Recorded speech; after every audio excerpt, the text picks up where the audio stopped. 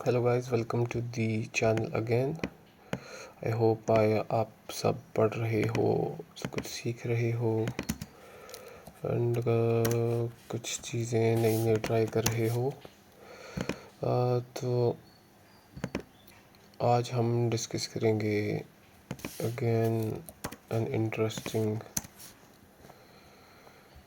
It's not a book, it's a movie also. 2004 में ये YouTube पे भी अवेलेबल है, आप देख सकते हो। हाँ, ये मैंने अभी देखा। 2000, हाँ, तो हमारी जो बुक है या वो आई थी 2004 में। ये अवेलेबल है यूट्यूब पे भी, आप सर्च कर सकते हो बाय द सेम नेम। 11 साल पहले आई थी and this is by the guy Alain de Botton. ये ब्रिटिश गाय है जो यूट्यूब चैनल रन करता है, थिंक स्कूल नाम का, school of think, I am forgetting, wait let me check, think school.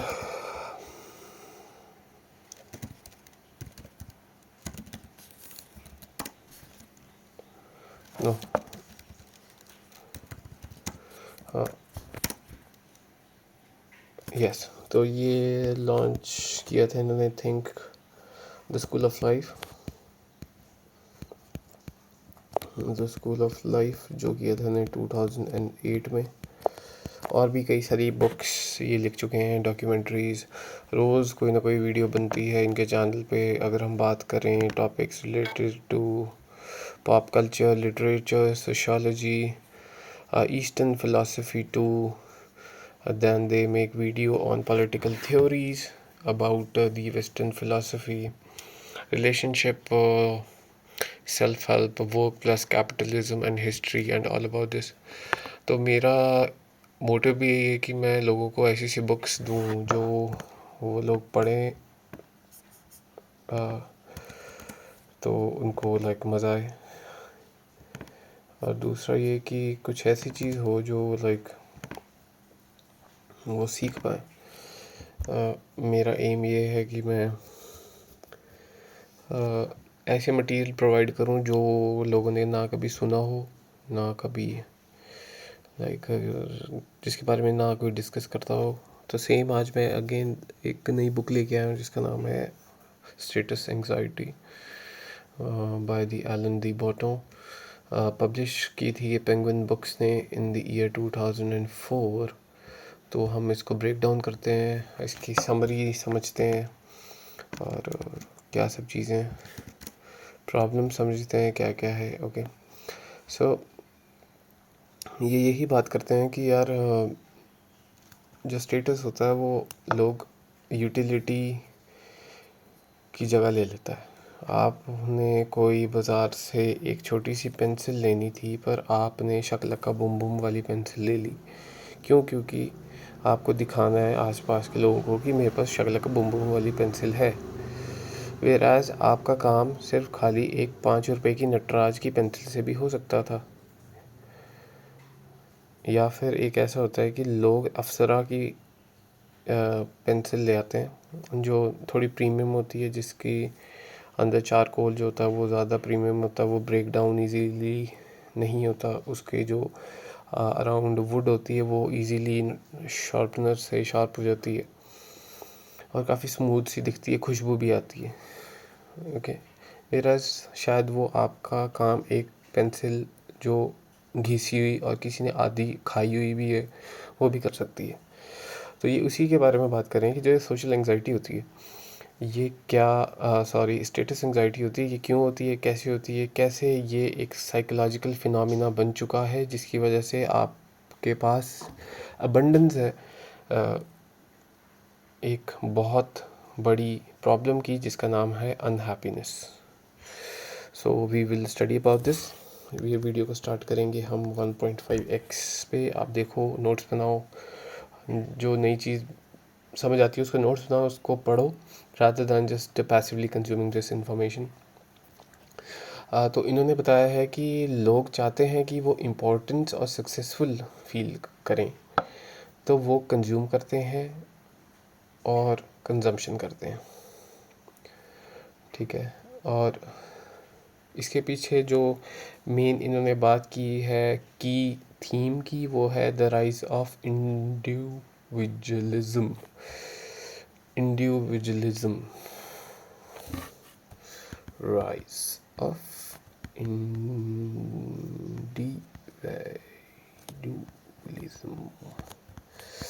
Individualism क्या चीज़ होती है भाई?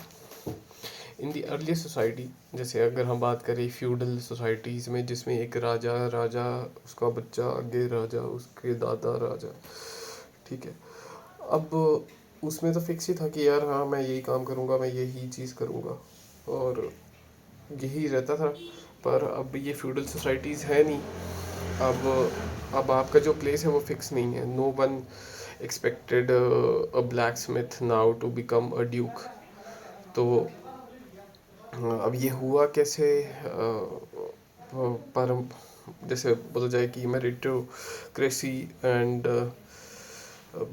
एक सोसाइटी में मैसेज फैला हुआ है कि यू कैन बी एनीथिंग, तो उसकी वजह से लोग कुछ भी बनने के लिए तैयार हैं, ठीक है। Which flips into if you are not successful it's your fault, ठीक है। तो ऐसा देखा जाता है कि जो फेलियर है इक्वल्स टू एक पर्सनल डिफेक्ट, या आप में ही कुछ गलती है, ठीक है। और इसके पीछे काफ़ी ज़्यादा एक कॉजेज़ बताए गए हैं इस बुक में। Causes of status anxiety. Causes क्या क्या है जो इन्होंने मेन कॉजेज़ बताए हैं? वो बताए हैं लवलेसनेस। लवलेसनेस क्या होते हैं कि we equate love with recognition, कि हमें कोई प्यार करता है तो हमें लगता है कि वो रिकॉग्नाइज कर रहा है, ठीक है। This is again cause of status anxiety. Snobbery society often value people with like people with like good income slash job. अगर आपके पास अच्छी जॉब है या अच्छी इनकम है तो आपको सोसाइटी वैल्यू करेगी। नेक्स्ट है expectation rising. Expectation make contentment difficult, ठीक है। अगर मेरे को ये भी चाहिए, ये भी चाहिए, वो भी करना है, ये भी करना है, एक्सपेक्टेशन मेरी बड़ी हाई है, तो ऑब्वियसली आपकी जो कंटेंटमेंट होगी वो बहुत ज़्यादा नीचे होगी, आपकी डिफ़िकल्ट होगा आपका ये सब कुछ, ठीक है। जीना, रहना, खाना पीना, आपके बड़े बड़े कि मेरे को 5 स्टार में खाना है, 3 स्टार में खाना है, वेयरएज़ आपको शायद वो हेल्थ वाइज जो है घर का खाना ही सूट करे, ठीक है। तो इसी की वजह से आपकी जो कंटेंटमेंट है वो काफ़ी ज़्यादा डिफ़िकल्ट हो गई है। मैंने कई लोगों को देखा है जो हाई प्रोफेशंस के लिए पढ़ते हैं और वहाँ पे जाके बोलते हैं शिट मैं तो फंस गया, ठीक है। मेरिटोक्रेसी, अब ये होता है if anyone can succeed the feeling is shameful, कि भाई आपको फर्स्ट ही आना है, आपको टॉप ही करना है, आपको इसी रैंक के अंदर ही आना है, इसी के अंदर पहुंचना है, ये सब कुछ करना है। तो इसकी वजह से क्या होता है कि यार जब आप इन सब चीज़ों 1 2 3 4 5 6 रैंक लाने के लिए आप पागल हो रहे हो, तो आप जब फेल होते हो तो आपको बड़ी शर्म सी आती है, यार मेरा यार रैंक 1 ही नहीं आया, तो आपको बड़ा शेम लगती है। इसलिए जो लोग जो यूपीएससी और ये सारे एग्ज़ाम की तैयारी करते हैं वो अपने आप को स्टक फील करते हैं, शेमफुल फील करते हैं, क्योंकि उनको आदत लगी होती है एकेडमिक्स की, कि ये पढ़ लिया, यहाँ से ये ले वो उसको कॉपी कर दिया और यहाँ पे आप नंबर ले आए, और नंबर जब आए तो आपके आए नहीं, आपको सी ग्रेड मिला, फेल हो गए। तो वो अपने आप को इतना ऐसा फेलियर फील करते हैं कि वो ऐसे लगते हैं जैसे एक एनिमे के ऊपर ब्लैक कलर का बादल है, ठीक है। तो ये कॉजेज़ हैं स्टेटस एंग्जाइटी के जो इन्होंने बताए। दूसरा है कि dependence, we rely on others opinion and validation. Instagram की लाइक कमेंट या फिर आपकी स्टोरी, किसी ने स्टोरी देख ली यार, आपने चाहे स्टेटस डाला हो वही देख लिया किसी ने, तो आपको एक वैलिडेशन फील हो जाती है, ठीक है। आप अगर आपको कोई कुछ बोल देगा तो जिसको आप एक ऐसा फिगर मानते हो जो बहुत बड़ा है या जिसको सब कुछ पता है, तो उसके ओपिनियन आपके मैटर करने लग पड़ते हैं, ठीक है। So if you want to be like internally satisfied, I think you should not always seek validation and never like appreciate someone's opinion or whether it's positive or negative. uh, यही है खुश रहने का तरीका। इसके बारे में इन्होंने बताया है कि the problem of comparison, we don't compare ourselves to king. आप मोदी से कंपेयर नहीं कर रहे, एलन मस्क से नहीं कर रहे, आप किसी उस बंदे से कंपेयर कर रहे हो जो आपके आसपास है। आसपास कौन है? आपका नेबर, ठीक है, आपका नेबर है, आपका क्लासमेट हो सकता है वो, ठीक है, आपका इंस्टाग्राम के जो चाहे आपके कलीग हों, चाहे आपके दोस्त हों, या चाहे आपके या कोई भी ग्रुप ऐसा, ठीक है, उन लोगों के साथ आपका कंपैरिजन हो रहा है। The narrow of the gap the more painful it is. जितने ज़्यादा आपके आसपास होगा आप उतना कंपेयर करोगे, चाहे वो आपकी गर्लफ्रेंड भी हो सकती है, वो आपकी वाइफ भी हो सकती है, या कोई भी हो सकता है, ठीक है। We envy those close to us, हम एनवी करते हैं। एनवी एक होती है जेलसी, एक होती है एनवी। एनवी क्या होता है कि काश मेरे पास भी होता, तो उस चीज़ को लेके जेलसी टाइप फील करना, ठीक है। I really N V him that he has a good life, ठीक है। जेलसी का मतलब दूसरा होता है, ठीक है। अ, तो we envy those to us in age, background and profession. जो हमारे एज के साथ, हमारे बैकग्राउंड के साथ, हमारे प्रोफेशन के साथ होते हैं, हम उनके साथ compete करते हैं। तो इन्होंने बताया कि क्या रेमेडीज़ हैं, क्या सोल्यूशन है इस चीज़ के, ठीक है। रेमेडीज़ प्लस सोल्यूशन जो हमें हेल्प आउट करेंगे अपनी हैप्पीनेस लेवल को मैक्स करने में या फिर स्टेबल रखने में, ठीक है। आपने बुक पढ़ी होगी हैप्पीनेस हाइपोथेसिस, ठीक है। It's again a wonderful book. तो चलो उसके बारे में हम बाद में बात करेंगे। तो इन्होंने जो रेमेडीज़ दिए वो सबसे पहले है फ़िलासफ़ी। फ़िलासफ़ी का है think like Schopenhauer, Schopenhauer, think like Epicurus, think like Marcus Aurelius, think like Nietzsche. I mean, don't be a Nietzsche, but think about all them, how they dealt with all this crisis. Mm, आप जब उनको पढ़ते हो तो when you read philosophy, you get to provide a detach from the public opinion. आप अपने आप को एक अलग तरह से, अलग लेंस से देखते हो, ठीक है। So the solution to this is philosophy, solution is philosophy, ठीक है। नेक्स्ट सोल्यूशन की बात ये करते हैं, वो करते हैं आर्ट। आर्ट क्या चीज़ है? It help us empathise, break norms and see beauty in non status things. Art हमें अमेज़ करती है, हमें ब्रेक डाउन करती है जब हम ब्यूटी देखते हैं नॉन स्टेटस थिंग में। जैसे कि अगर बात करें कि कईयों को नॉन लिविंग थिंग में दिख सकती है। फॉर एग्जांपल आपकी टेबल के साइड में कोई स्टैचू पड़ा है, वो दीवार पे कोई स्टैचू लगा है, वो फ्लावर, बाहर नेचर में फ्लावर है, कोई रिवर आसपास से जा रही है, या फिर एक पेड़ लगा है, उसको देखकर आप देख सकते हो पहाड़ों में जो नेचुरल ब्यूटी है उसमें। Natural beauty is also natural art. आप उसको देख सकते हो बुक्स की फॉर्म में, पेंटिंग्स। मैं देखता हूँ उसे आर्ट में, मूवीज़ में, म्यूज़िक में। आप इन सब चीज़ों में ब्यूटी ढूंढो rather than seeing a Rolls Royce or something big cars, क्योंकि वो चीज़ हैप्पीनेस मिल भी जाएगी तो क्या हो जाएगा। Okay. Politics, democratic ideas have improved fairness but also raised unrealistic expectations. Okay. Politics. Number 4, religion. Not necessarily belief in God but the community. आप जिन लोगों के आसपास घूम रहे हो वो लोग, ह्यूमिलिटी, आप उनके साथ बैठ रहे हो, चाय पानी पी रहे हो उसी टेबल पे बैठ के, भले टेबल नहीं है तो नीचे बैठ के।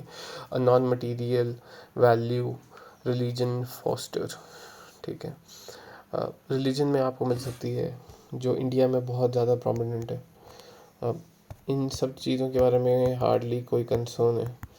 इसको बहुत इम्पोर्टेंट देते हैं इंडिया में।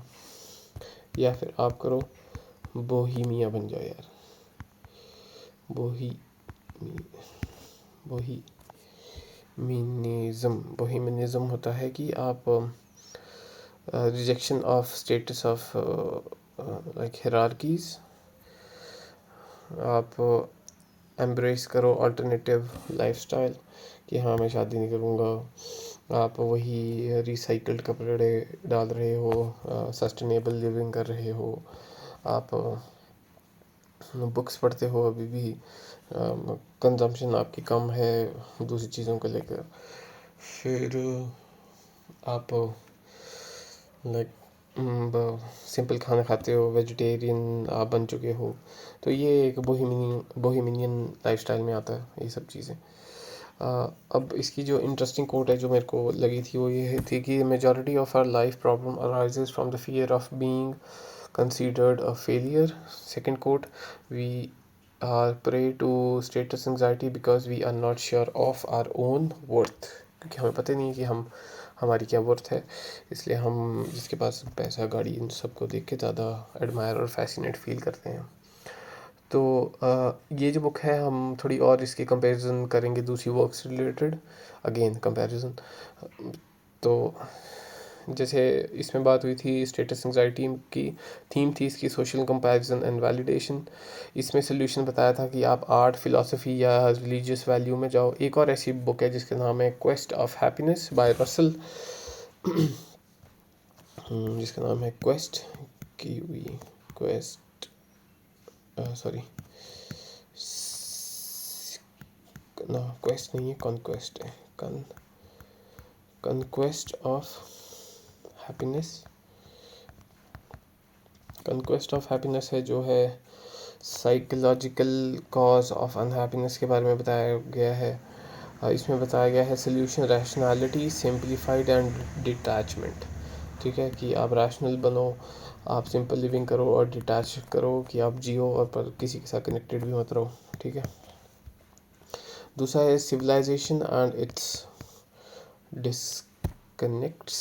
डिसकंटेंट, सॉरी ये बहुत पुरानी बुक थी यार, ये मैंने पढ़ी थी अराउंड जब मैं 10th में था शायद। ये सिग्मंड फ्रॉइड की बुक है। ये इंडिविजुअल वर्सेस सोसाइटी के बारे में बात करती है, थीम इसका ये है। तो इसमें बोला कि एक्सेप्ट करो यार कन्फ्लिक्ट है। ठीक है।